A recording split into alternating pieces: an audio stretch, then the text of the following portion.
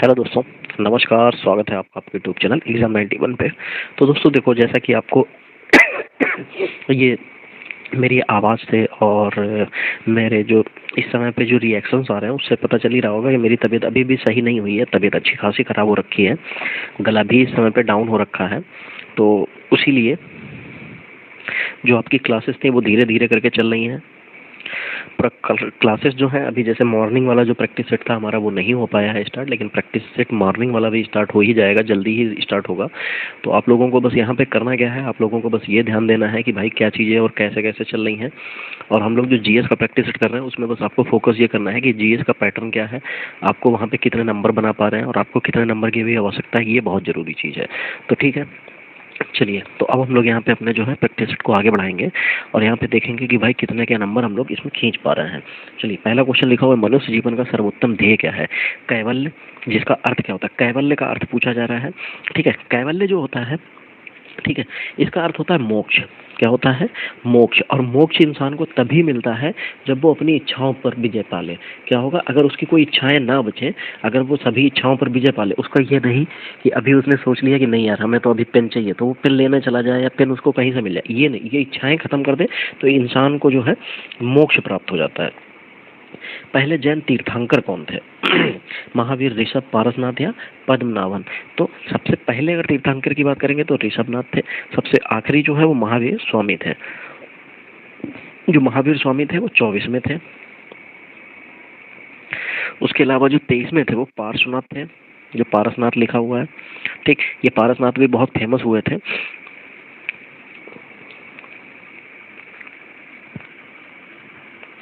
चलिए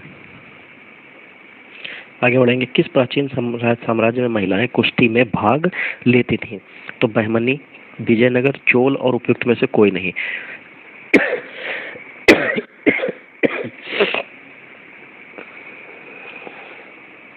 तो देखो, अगर कुश्ती की बात करेंगे कि कुश्ती तो विजयनगर साम्राज्य से लेके ये चोल साम्राज्य था, यहाँ महिलाओं की स्थिति बहुत खराब थी।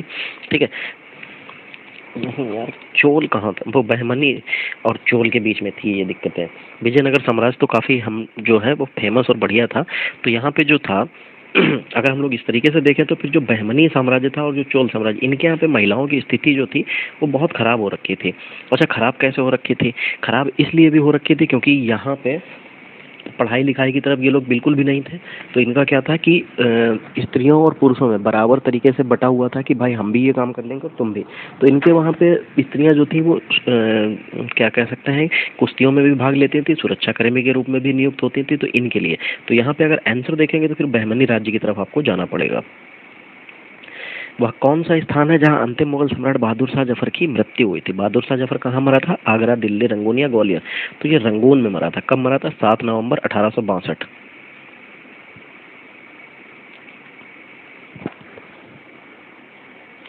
चलिए अगला देखेंगे। ब्रिटिश शासन को भारत से उखाड़ फेंकने के लिए इनमें से किसने फ्रांसीसियों की मदद मांगी थी? हैदर अली, टीपू सुल्तान, संभाजी या शिवाजी? तो दोस्तों ये थे टीपू सुल्तान। ठीक है, इन्होंने ब्रिटिश सम्राट जो था, ब्रिटिश शासन जो था उसको भारत से उखाड़ फेंकने के लिए इससे मदद मांगी थी, जो कि चतुर्थ आंग्ल मैसूर युद्ध 1799 में टीपू सुल्तान मारा भी गया था। 56 नंबर।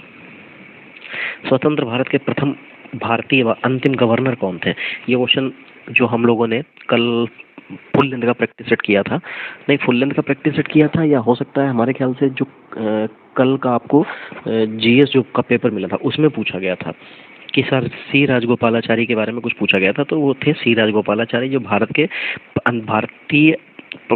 में स्वतंत्र भारत के प्रथम भारतीय व अंतिम गवर्नर जनरल थे। ठीक है, तो ये कौन थे? सी राजगोपालाचारी। राज्यसभा में कितनी सीटें जो है उत्तर प्रदेश को मिल रखी हैं? देखो, ये है राज्यसभा। ठीक, इनको 31 सीटें मिल रखी हैं और लोकसभा में यूपी को जो है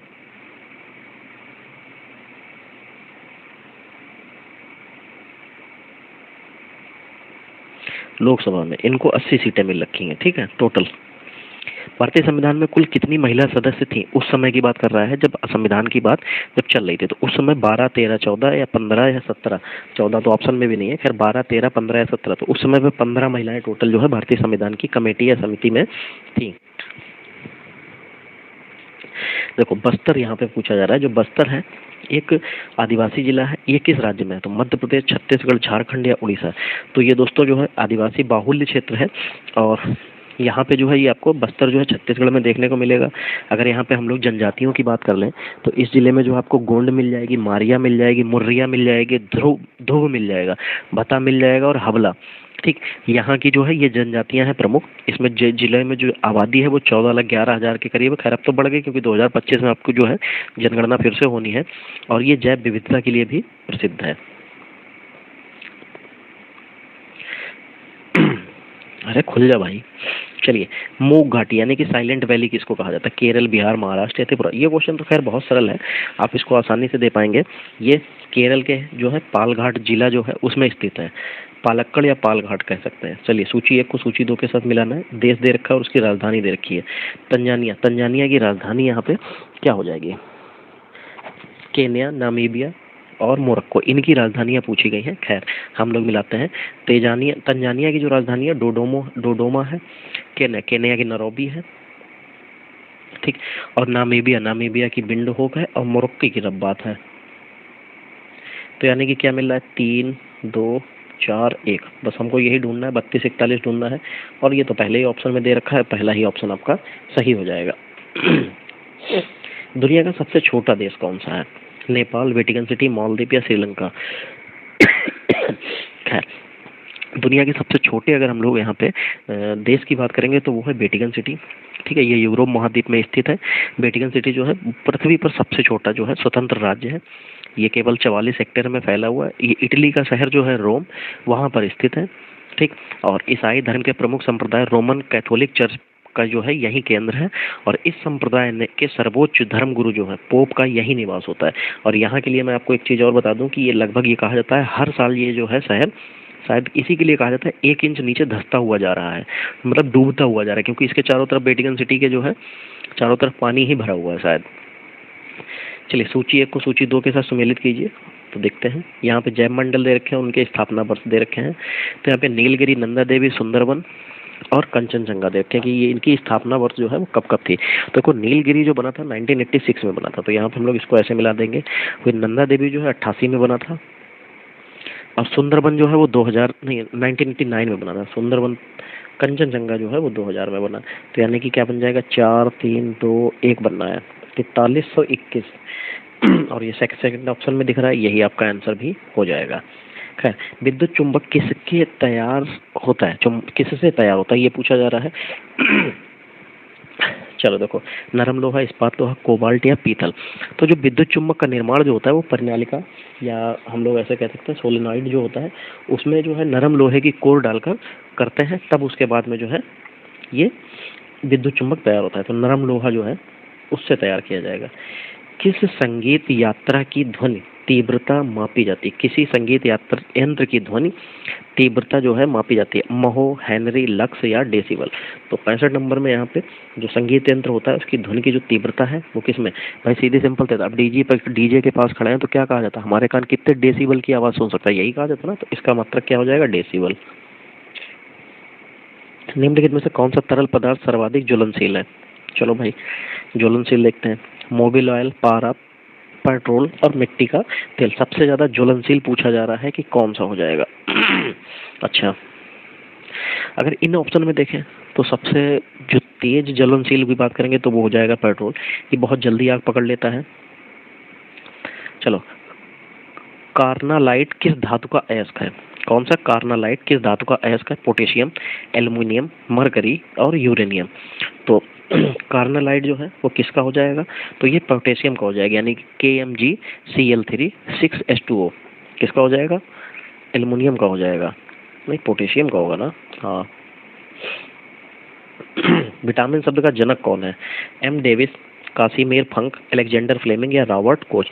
किसका? विटामिन शब्द का। तो विटामिन शब्द का जो जनक है वो कासिमिर फंक को कहा जाता है, कासिमिर फंक को। ठीक है, फिर देखिए, पीरियोडिक टेबल जो होती है निम्नलिखित में से पीरियाट्रिक्स निम्नलिखित में से किसके अध्ययन से संबंधित है? अस्थि रोग, हृदय रोग, शिशु रोग और नेत्र रोग। अच्छा, यहाँ पे पीडियाट्रिक्स पूछा है। मैं जो है मैं कह रहा हूँ पीडियाट्रिक्स कह रहा हूँ, नहीं, ये पीडियाट्रिक्स लिखा हुआ है। और ये एक तरीके की चिकित्सा विज्ञान की जो मतलब चिकित्सा विज्ञान की ही शाखा कही जाती है। और इसमें मतलब जो होता है, जो बच्चे होते हैं ना, इनकी जो बच्चे छोटे छोटे होते हैं, इनकी देखभाल या कह सकते हैं उनके डॉक्टर को हम लोग जो है पीडियाट्रिक्स कहते हैं। जो बच्चों के छोटे छोटे बच्चों के जो रोगों का अध्ययन करते हैं उनको कहते हैं। अंतरराष्ट्रीय गमन यानी कि माइग्रेशन क्या होता है? देश में लोगों का संचालन, एक गांव से दूसरे गांव तक लोगों का संचालन, देश के बीच में लोगों का संचालन, लोगों का शहर से ग्रामीण क्षेत्र में संचालन। माइग्रेशन जो होता है वो हमेशा दो देशों के बीच में होता है। जब आप एक देश से दूसरे देश में स्थानांतरण हो जाते हैं उसको माइग्रेशन कहते हैं। ऐसा राज्य जहां कोई क्षेत्रीय ग्रामीण बैंक नहीं है। अच्छा, क्या क्या लिखा हो? सिक्किम, मणिपुर, जम्मू कश्मीर और नागालैंड। देखो, जम्मू कश्मीर और नागालैंड का तो मुझे पता है बिल्कुल एग्जैक्टली कि नहीं है। खैर, सिक्किम में तो ये पता है कि सिक्किम में फिर कोई भी नहीं है।